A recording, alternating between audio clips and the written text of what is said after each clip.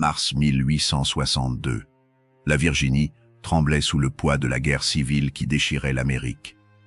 Sur la route poussiéreuse qui menait à Richmond, 4 cavaliers s'éloignaient de la plantation Whitmore, leurs uniformes gris encore immaculés, leurs sabres brillants sous le soleil du matin. Lord Edmund Whitmore se retourna une dernière fois vers le domaine que sa famille possédait depuis 3 générations. Derrière lui, ses 3 frères, Henry, William et George, gardaient le silence. Aucun d'eux ne savait s'il reviendrait vivant. Sur le perron de la grande maison blanche, 3 femmes regardaient les cavaliers disparaître à l'horizon. Lady Eleonora Whitmore, épouse d'Edmund, serrait un mouchoir brodé entre ses doigts. À 32 ans, elle n'avait jamais passé plus de quelques jours sans son mari depuis leur mariage. À ses côtés, Lady Prudence, 28 ans, épouse du cadet Henry, retenait ses larmes, et légèrement en retrait, Lady Constance, 35 ans, veuve du défunt cousin Whitmore, observait la scène avec une expression que personne ne parvenait à déchiffrer. La plantation comptait 47 esclaves, des hommes, des femmes, des enfants qui travaillaient les champs de tabac et de coton depuis l'aube jusqu'au crépuscule. Le contremaître, Mr. Holbrook, était resté un homme de 63 ans dont les jambes le portaient à peine et dont l'autorité s'effritait un peu plus chaque jour. Edmund avait laissé des instructions précises à son épouse. Maintenir l'ordre, surveiller les récoltes, ne faire confiance à personne, et surtout, ne jamais montrer de faiblesse devant les esclaves. Ce qu'Edmund ignorait, c'est que son absence allait libérer quelque chose que personne n'avait anticipé. Quelque chose de sombre, de secret, qui couvait dans le sœur de ces 3 femmes laissées seules dans cette immense demeure. Les premières semaines passèrent dans une routine morne. Les lettres du front arrivaient sporadiquement, porteuses de nouvelles vagues et de promesses de retour.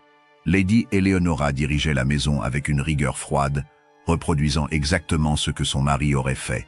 Lady Prudence brodait près de la fenêtre, comptant les jours. Et Lady Constance lisait. Elle lisait énormément, des romans, des récits historiques, des textes anciens qu'elle avait trouvés dans la bibliothèque poussiéreuse du vieux Lord Whitmore décédé. C'est dans un de ces livres qu'elle tomba sur le récit des jeux romains. Ces combats de gladiateurs où des hommes s'affrontaient jusqu'à la mort pour le divertissement des patriciens. L'idée germa dans son esprit comme une graine empoisonnée. Avril s'écoula avec une lenteur insupportable. La chaleur commençait à monter sur la Virginie, et avec elle, une tension particulière s'installait dans la grande maison. Lady Constance avait changé. Depuis la mort de son époux, 2 ans plus tôt, elle portait le deuil avec une dignité que tous admiraient. Mais sous cette façade respectable, quelque chose s'était brisé.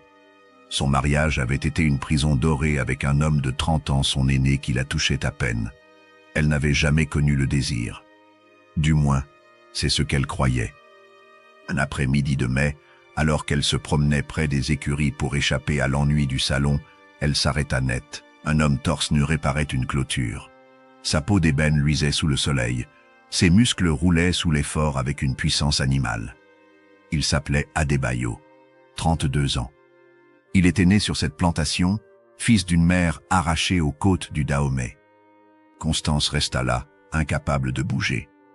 Adebayo leva les yeux et croisa son regard. L'espace d'une seconde, il y eut quelque chose entre eux. Quelque chose d'interdit, de dangereux, d'électrique. Puis, il baissa la tête et reprit son travail, comme si rien ne s'était passé. Cette nuit-là, Constance ne dormit pas. Les jours suivants, elle trouva des prétextes pour passer près des champs, près des écuries, partout où Adebayo travaillait. Elle ne lui adressait pas la parole, cela aurait été impensable, mais elle le regardait. Et lui savait qu'elle le regardait. Un soir, alors que le soleil se couchait sur les champs de tabac, Constance fit quelque chose qu'elle n'aurait jamais cru possible. Elle descendit aux écuries, seule, à une heure où personne ne s'y trouvait. Sauf lui. « Tu sais pourquoi je suis là ?» dit-elle d'une voix qu'elle ne reconnaissait pas. Adebayo ne répondit pas immédiatement. Il la dévisagea avec une intensité qui aurait dû l'effrayer. Mais elle n'avait pas peur. Pour la première fois de sa vie, elle se sentait vivante. « Oui, maîtresse, je sais. » Ce qui se passa cette nuit-là dans l'écurie resta leur secret, mais ce n'était que le commencement. Au fil des semaines, Constance découvrit un homme qu'elle n'aurait jamais imaginé. Adebayo n'était pas qu'un corps puissant. Il avait appris à lire en secret, observant les enfants du maître pendant leurs leçons. Il connaissait des histoires de son pays natal, transmises par sa mère avant qu'elle ne meure d'épuisement dans les champs. Il possédait une intelligence vive, une capacité d'observation qui le rendait capable de prédire les humeurs de chaque habitant de la plantation. « Comment fais-tu pour survivre ici ?» lui demanda TL un soir. En regardant, en écoutant, en attendant. Attendre quoi? Il ne répondit pas, mais son regard en disait long. Lady Prudence fut la première à découvrir la vérité. Elle avait remarqué les absences de Constance, ses joues rosies quand elle revenait de ses promenades, son regard nouveau. Un soir, elle l'a suivi. Ce qu'elle vit aurait dû la choquer. Aurait dû la pousser à tout révéler à Eleonora, à écrire à son mari, à faire fouetter cet esclave jusqu'au sang. Au lieu de cela, elle resta cachée dans l'ombre, le souffle court, le cœur battant. Et quand Constance la découvrit le lendemain, figée devant la porte de sa chambre, Prudence ne prononça pas un mot de condamnation. « Tu ne diras rien ?» demanda Constance. Prudence secoua la tête lentement. « Non, parce que je comprends. » Les deux femmes se regardèrent longuement. Entre elles venait de se nouer une complicité nouvelle, scellée par un désir partagé qu'aucune d'elles n'osait nommer. Juin arriva avec ses nuits chaudes et ses orages violents. La guerre continuait quelque part au loin, mais dans la plantation Whitmore, un autre conflit se préparait. Lady Constance était devenue dépendante de ses rencontres secrètes avec Adebayo, mais quelque chose la tourmentait. Ce n'était plus suffisant. Elle voulait davantage. Elle voulait du danger, du spectacle, quelque chose qui fasse battre son cœur plus fort encore. C'est lors d'une de ces nuits d'orage, alors que les trois femmes partageaient un verre de sherry dans le salon, que Constance exposa son idée. « J'ai lu quelque chose d'extraordinaire », commença-t-elle en faisant tourner le liquide ambré dans son verre. « Sur les Romains, sur la façon dont leurs femmes choisissaient leurs amants parmi les gladiateurs victorieux. » Prudence haussa un sourcil. Eleonora, qui cousait près de la cheminée, ne leva pas les yeux. Les plus beaux, les plus forts, devaient prouver leur valeur dans l'arène, continua Constance, et le vainqueur gagnait le droit de partager la couche d'une patricienne. Le silence qui suivit fut pesant. Dehors, la foudre illumina le ciel. « Tu suggères quoi exactement ?» demanda Prudence d'une voix qu'elle voulait détacher mais qui tremblait légèrement. Constance sourit, ce sourire que personne ne lui connaissait avant. Ce sourire qui annonçait quelque chose de terrible. Nous avons des hommes forts dans les champs, des hommes qui n'ont rien à perdre. Pourquoi ne pas leur offrir une chance de gagner quelque chose? Eleonora posa enfin son ouvrage. Tu parles de les faire combattre? Entre eux, à Entemarer, Muntiva, tu parles de les faire combattre, entre eux? Jusqu'à la mort, précisa Constance. Le vainqueur gagne une nuit avec l'une de nous. Un honneur qu'il n'oserait même pas rêver. C'est de la folie, murmura Eleonora. Mais sa voix manquait de conviction. Constance l'avait remarqué. Derrière la façade pieuse de Lady Eleonora Whitmore se cachait une femme qui n'avait jamais été satisfaite. Edmund était un mari froid, méthodique, qui accomplissait son devoir conjugal avec l'enthousiasme d'un comptable vérifiant des colonnes de chiffres. « Réfléchis-y », dit simplement Constance. « Nous sommes seuls. Personne ne saura jamais. Et quand les hommes reviendront, tout redeviendra comme avant. » Il fallut 2 semaines à Eleonora pour céder. 2 semaines pendant lesquelles Constance et Prudence lui peignaient le portrait d'une aventure sans conséquence, d'un secret partagé qui les lierait à jamais. 2 semaines pendant lesquelles l'ennui, la frustration et un désir trop longtemps refoulé firent leur travail. Chaque soir, avant de s'endormir, elle pensait aux hommes dans les champs, à leur force, à leur vitalité, à tout ce que son mari ne lui avait jamais donné.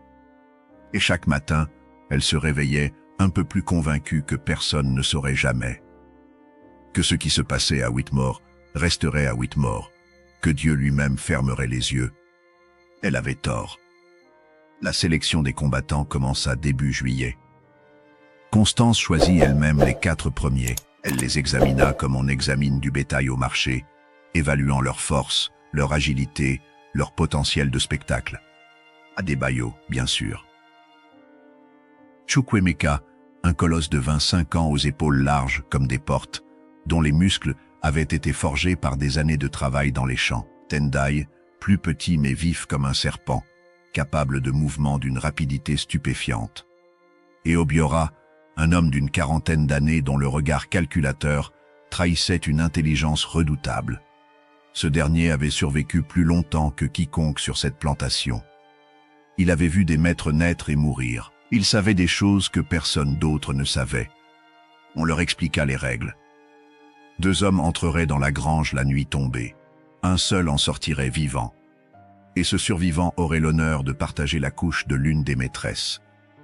Les réactions furent diverses. Chukwuemeka refusa d'abord, jusqu'à ce qu'on lui promette la liberté de sa mère s'il remportait 3 combats. Tendai accepta immédiatement. Il n'avait rien à perdre. Obiora ne dit pas un mot, mais ses yeux brillaient d'une lueur que Constance aurait dû reconnaître comme dangereuse. Quant à Adebayo, il demanda à parler à Constance seul à seul. « Vous savez ce que vous faites ?» lui demanda Théil dans l'obscurité de l'écurie. « Parfaitement. »« Non. Vous ne savez pas. Vous jouez avec le feu, maîtresse, et le feu finit toujours par brûler ceux qui le manipulent. » Constance sourit et posa sa main sur sa joue. « Alors brûlons ensemble. » La nuit du 14 juillet 1862, la grange de la plantation Whitmore fut transformée en arène. Des torches avaient été plantées en cercle, créant une zone de lumière au milieu des ténèbres.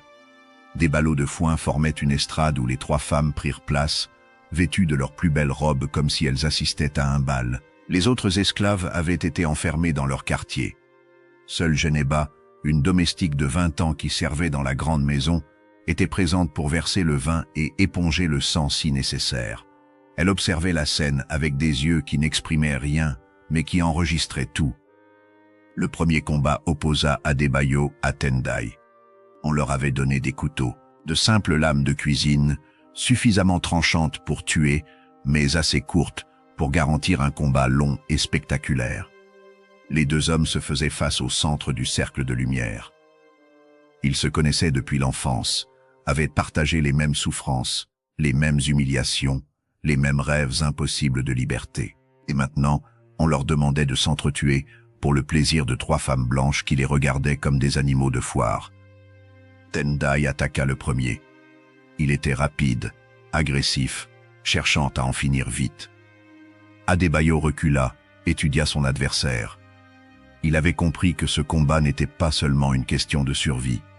C'était un test. Les femmes voulèrent du spectacle. Le combat dura près d'1 heure.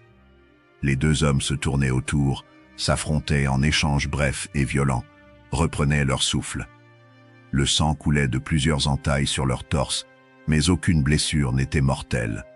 Lady Prudence avait détourné les yeux plusieurs fois. Lady Eleonora restait de marbre, mais ses mains serraient les accoudoirs de sa chaise avec une force qui blanchissait ses jointures. Seule Constance regardait avec une fascination non dissimulée, penchée en avant, les lèvres entr'ouvertes. Finalement, Adebayo prit l'avantage, une feinte, un mouvement rapide, et Tendai se retrouva au sol, désarmé, la lame d'Adebayo contre sa gorge. « Achève-le » ordonna Constance. Adebayo hésita. Tendai et lui avaient grandi ensemble. Ils avaient travaillé côte à côte pendant des années. Ce n'était pas un ennemi, c'était un frère de souffrance. « Achève-le » répéta Constance d'une voix plus dure. « Les règles sont les règles. Tu le savais en acceptant. » Les yeux de Tendai rencontrèrent ceux d'Adebayo. Il n'y avait pas de supplication dans ce regard, juste une acceptation résignée. Il hocha imperceptiblement la tête. La lame s'enfonça. Cette nuit-là, Adebayo fut conduit dans la chambre de Lady Constance, mais quand elle voulut le toucher, il resta immobile, le regard vide. « Tu as tué pour moi » murmura T.L. « Tu m'appartiens maintenant. » Il la regarda longuement avant de répondre. « Non, maîtresse, vous m'appartenez. Vous ne le savez pas encore, mais après ce que vous m'avez fait faire ce soir, vous ne pourrez plus jamais vous passer de moi. » Constance aurait dû avoir peur. Au lieu de cela, elle sourit. Les semaines qui suivirent virent les duels se multiplier. 2 par mois, comme un rituel morbide que les 3 femmes attendaient avec une impatience à peine dissimulée. Chukwuemeka tomba lors du 2e combat, vaincu par Obiora dans un affrontement d'une brutalité inouïe. La promesse faite à sa mère mourut avec lui. Obiora révéla rapidement sa vraie nature. Il ne combattait pas pour les femmes, il les méprisait ouvertement, ne les regardant même pas quand il remportait une victoire. Il combattait pour le pouvoir. Chaque adversaire éliminé renforçait sa position parmi les esclaves.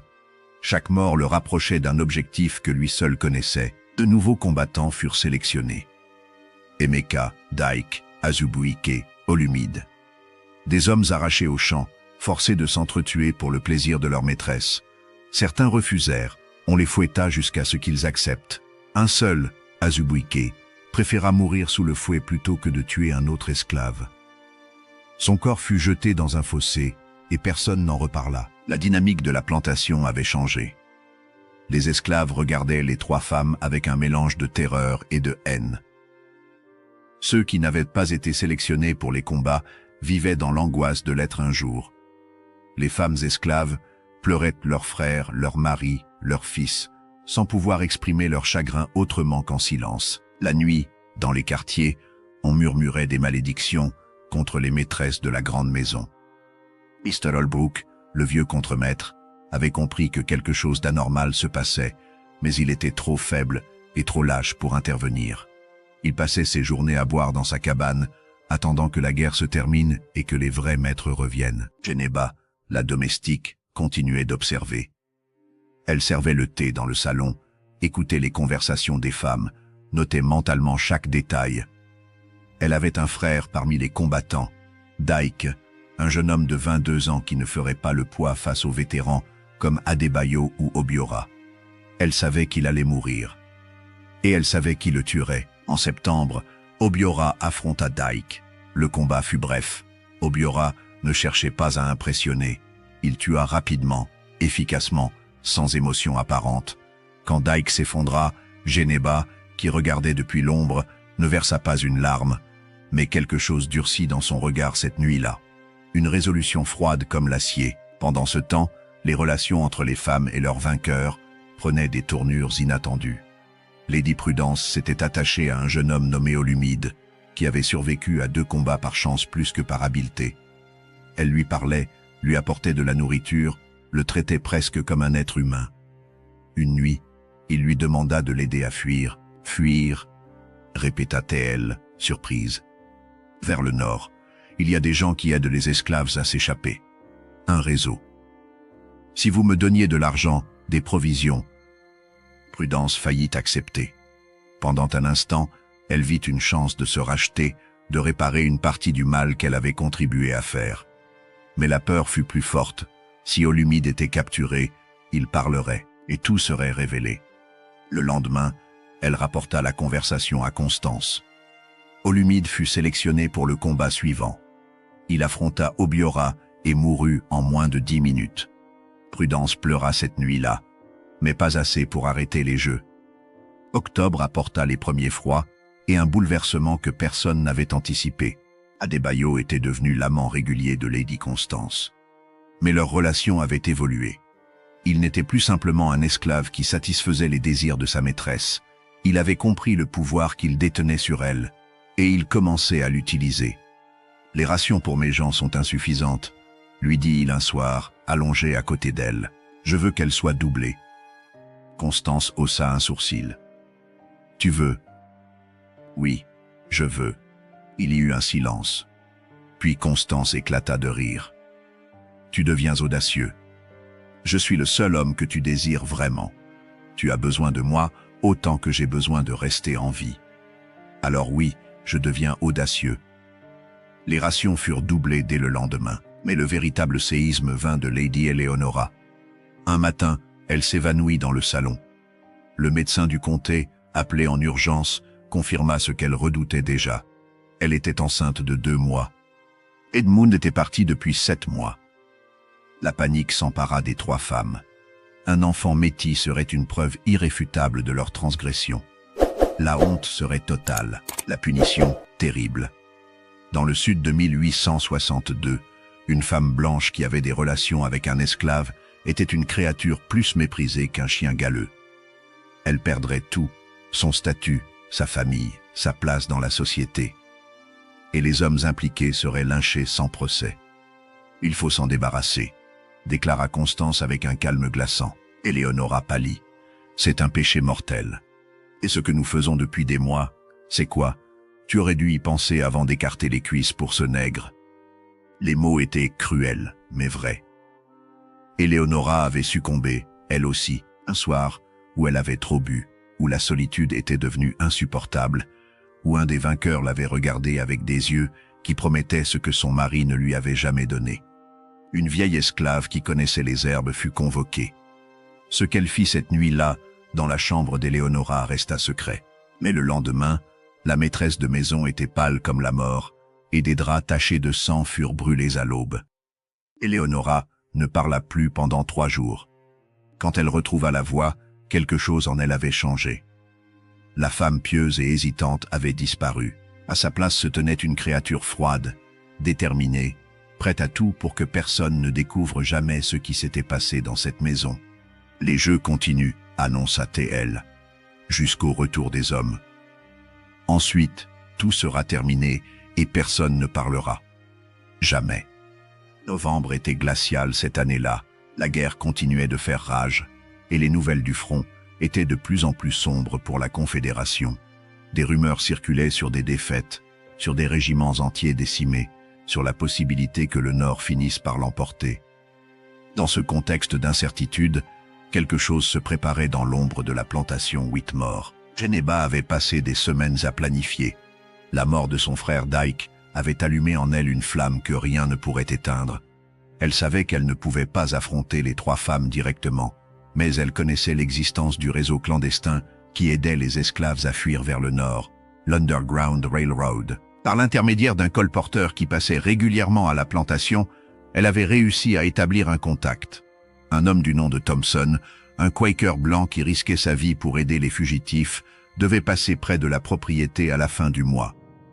Geneba commença à recruter. Elle approcha d'abord Emeka, un survivant des combats qui portait les cicatrices de 3 duels sur son corps.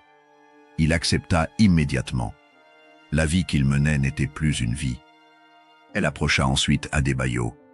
La réponse de celui-ci la surprit. « Fuir » répéta-t-il. « Pour aller où?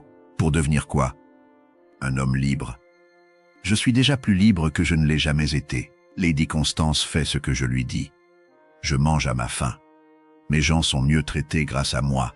Pourquoi abandonnerais-je tout ça ?» Geneba le dévisagea avec dégoût. « Tu es devenu leur chien, un chien bien nourri, mais un chien quand même. » Adebayo lui saisit le bras avec une force qui la fit grimacer. « Fais attention à ce que tu dis, petite. Je pourrais te briser en 2. Mais tu ne le feras pas, parce que tu sais que j'ai raison. » Elle se dégagea et s'éloigna, laissant Adebayo seul avec ses pensées. Le cas d'Obiora était différent. Geneba savait qu'il ne fuirait jamais. Cet homme avait un plan, une ambition qui dépassait la simple survie.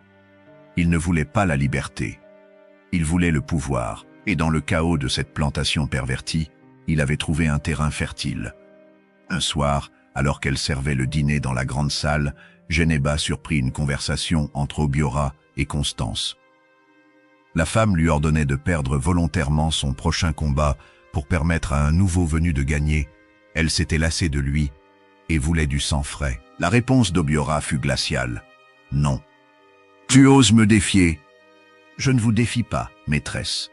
Je vous informe. Si je meurs, je parle. J'ai laissé une lettre à quelqu'un de confiance. Si je ne reviens pas d'un combat, cette lettre sera envoyée à Richmond, à un journaliste.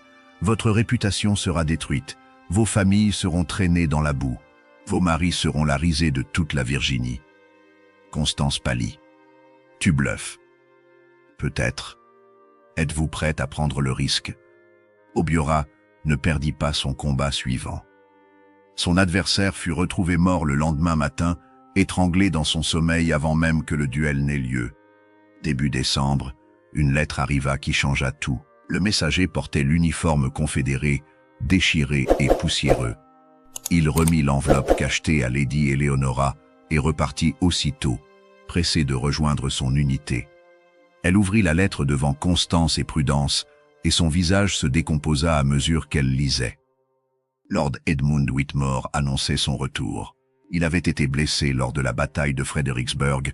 Une balle lui avait arraché le bras gauche et il rentrait chez lui pour se rétablir. Il serait là pour Noël. Le papier tremblait dans les mains d'Eleonora. Les mots dansaient devant ses yeux. Son mari revenait. Dans 2 semaines, et tout ce qu'elles avaient fait depuis des mois allait remonter à la surface comme un cadavre dans un étang. La panique fut immédiate. Les 3 femmes n'avaient que 2 semaines pour effacer toutes les traces de ce qui s'était passé. Le plus urgent était le problème des disparus. 6 esclaves hommes étaient morts dans les duels. Comment expliquer leur absence? Nous dirons qu'ils se sont enfuis, proposa Constance. C'est plausible. Avec la guerre, beaucoup d'esclaves tentent de rejoindre les lignes nordistes. 6 en même temps, objecta Prudence.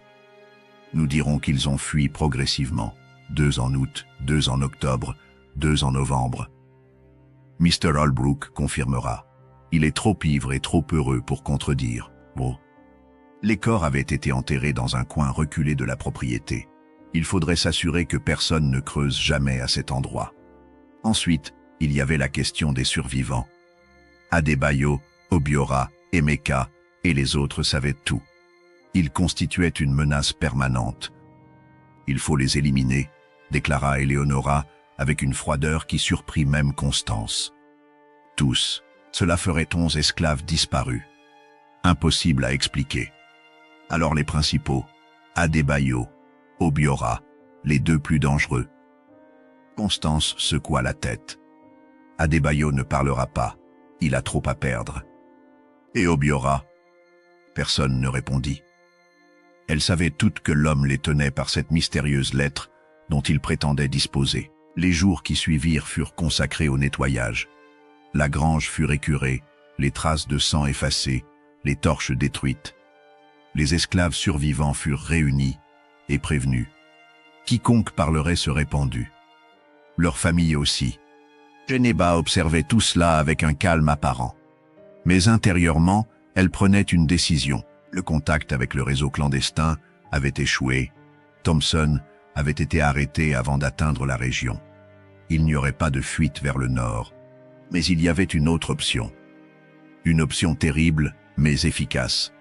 Le 23 décembre 1862, Lord Edmund Whitmore franchit les grilles de sa plantation. Le ciel était gris et bas ce jour-là, annonçant une tempête de neige qui n'allait pas tarder. La voiture qui le ramenait de Richmond s'arrêta devant le perron de la grande maison, et Edmund en descendit avec difficulté. Son corps tout entier semblait avoir été brisé puis mal recollé.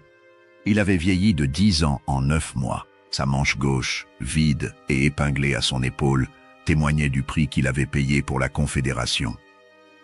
Mais ses yeux étaient toujours aussi perçants, et rien ne lui échappait. Les retrouvailles furent étranges. Eleonora l'accueillit avec une effusion qui sonnait faux. Prudence pleura, mais ses larmes semblaient forcées. Constance resta en retrait, le saluant d'un simple hochement de tête. Edmund remarqua immédiatement que quelque chose avait changé. L'atmosphère de la plantation était différente. Les esclaves le regardaient autrement. Pas avec la soumission habituelle, mais avec quelque chose qui ressemblait à de la méfiance. Ou de la peur. « Holbrook !» appela-t-il le premier soir. Le vieux contremaître se présenta, puant l'alcool. « Qu'est-ce qui s'est passé ici pendant mon absence? Où sont Tendai et Chukwemeka? Je ne les ai pas vus au champ. » Holbrook bafouilla l'histoire préparée.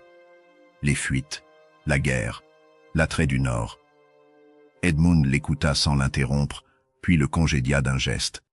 Il ne croyait pas un mot de cette explication. Les jours suivants, Edmund observa. Il remarqua la façon dont Adebayo marchait, non plus comme un esclave, mais comme un homme qui avait quelque chose à perdre. Il remarqua les regards échangés entre certains hommes et les femmes de la maison.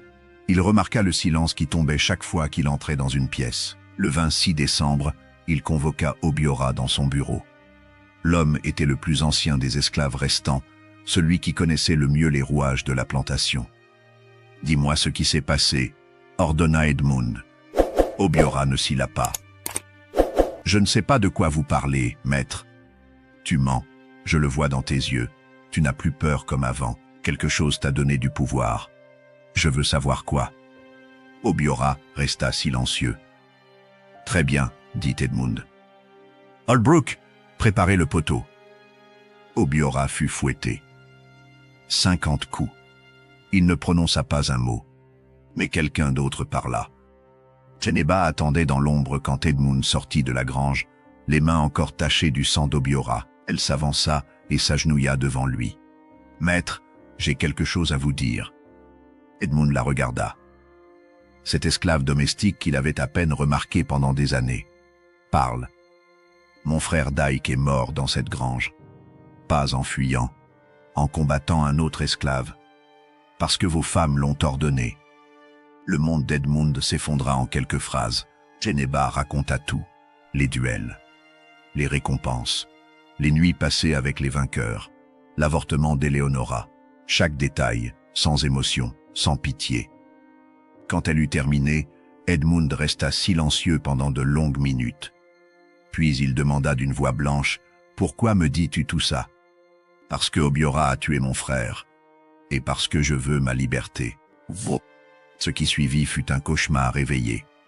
Edmund passa la nuit entière à marcher dans sa chambre, incapable de dormir. Les révélations de Geneba tournaient dans sa tête comme un essaim de guêpes furieuses.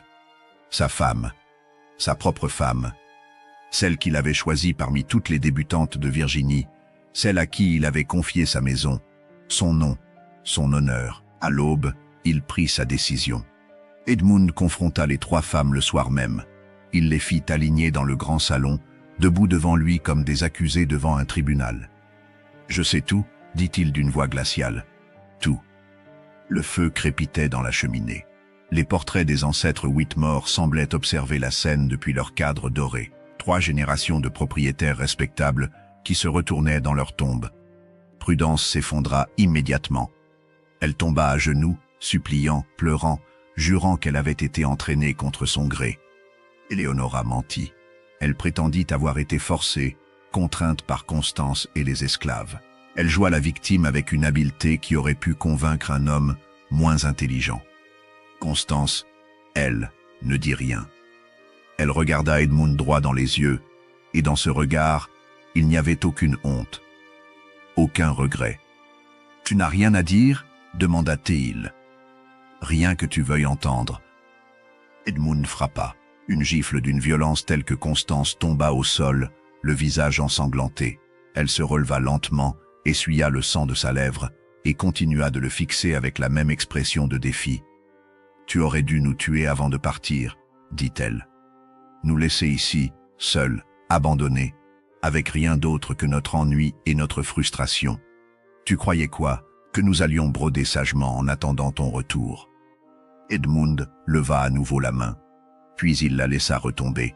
« Non, la mort serait trop douce pour toi. » Le lendemain à l'aube, Adebayo et Obiora furent pendus au grand chêne de la plantation. Tout le personnel fut rassemblé pour assister au spectacle, un avertissement pour quiconque oserait un jour défier l'ordre établi. Adebayo mourut en silence, les yeux fixés sur la fenêtre de la chambre où il avait passé tant de nuits avec Constance. Obiora cracha au visage d'Edmund avant que la trappe ne s'ouvre sous ses pieds. Son corps se balança longtemps dans le vent glacial de décembre. Les 3 femmes furent séparées. Constance fut envoyée dans un couvent en Louisiane, où elle passerait le reste de ses jours en pénitence. Prudence fut renvoyée dans sa famille d'origine en Caroline du Nord, marquée à jamais par le scandale.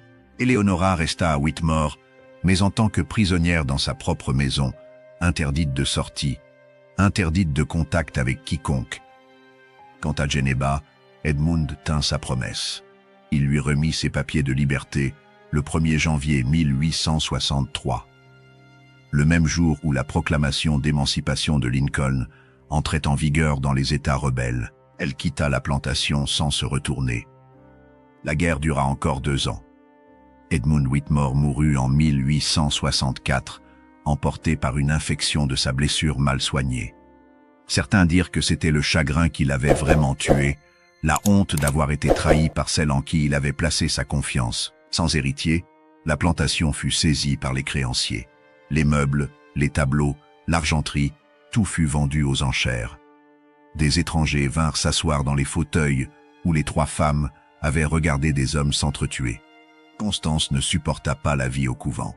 Les murs de pierre, les prières interminables, les regards accusateurs des religieuses qui connaissaient son histoire, tout cela la rongeait jour après jour.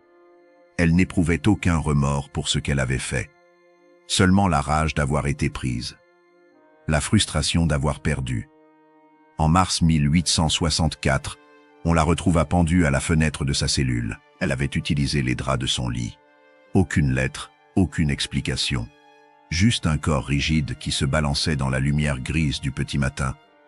Prudence vécut jusqu'en 1891, mais jamais ne se remaria. Les hommes qui s'approchaient d'elle finissaient toujours par percevoir quelque chose de brisé dans son regard, quelque chose qui les faisait fuir. Elle passa le reste de sa vie comme une recluse, évitant le monde et ses jugements, attendant une mort qui tarda à venir. Éléonora sombra dans la folie. En 1865, quand les troupes nordistes passèrent dans la région, elle errait dans les couloirs de la grande maison en parlant à des fantômes que personne d'autre ne pouvait voir. Elle appelait Adebayo, le suppliait de revenir, lui demandait pardon pour ce qu'elle avait fait. Les soldats qui la trouvèrent la prirent pour une vieille folle et la laissèrent là, seule avec ses démons. La plantation Whitmore brûla en décembre 1864, lors de la marche de Sherman vers la mer. Certains dirent que ce fut un accident, une torche mal éteinte par des soldats pressés. D'autres affirmèrent que le feu avait été allumé volontairement, par quelqu'un qui voulait effacer les dernières traces de ce qui s'y était passé. Les flammes effacèrent les dernières traces de ce qui s'y était passé. La grange où les hommes s'étaient entretués, les quartiers des esclaves, la grande maison blanche, tout fut réduit en cendres. Geneba atteignit le nord. Le voyage avait été long et dangereux, parsemé de nuits glaciales et de rencontres avec des patrouilles confédérées qu'elle avait évitées de justesse. Elle s'installa à Philadelphie, où elle travailla comme domestique pour une famille quaker qui la traita avec une décence qu'elle n'avait jamais connue. Elle apprit à lire, à écrire, à signer son nom au bas de documents officiels. Elle ne parla jamais de ce qu'elle avait vécu en Virginie. Même à ses enfants, nés libres dans cette ville du Nord, elle ne raconta rien de la plantation Whitmore. Certains secrets étaient trop lourds pour être partagés. Mais parfois, la nuit, elle rêvait de son frère Dyke, et dans ses rêves, il était vivant, souriant, libre. Elle mourut en 1912, à l'âge de 70 ans. Sur sa tombe, une simple inscription, Geneba. Survivante. L'histoire de Whitmore nous rappelle que dans les périodes de chaos, guerre, bouleversements sociaux, absence de l'autorité établie, les êtres humains ne deviennent pas meilleurs ni pires, ils deviennent simplement plus visibles. Les désirs cachés émergents. Les cruautés refoulées trouvent expression. Les forces souterraines remontent à la surface. Et quand l'ordre revient, comme il revient toujours, ceux qui ont cru pouvoir agir sans conséquence découvrent une vérité amère. Il y a toujours des témoins, il y a toujours quelqu'un qui regarde, qui enregistre, qui attend son heure. La plantation Whitmore n'existe plus. Ses murs ont brûlé, ses habitants sont morts depuis longtemps. Mais ce qui s'y est passé continue de résonner comme un avertissement pour tous ceux qui croient que le pouvoir absolu, même temporaire, peut s'exercer sans retour de flamme.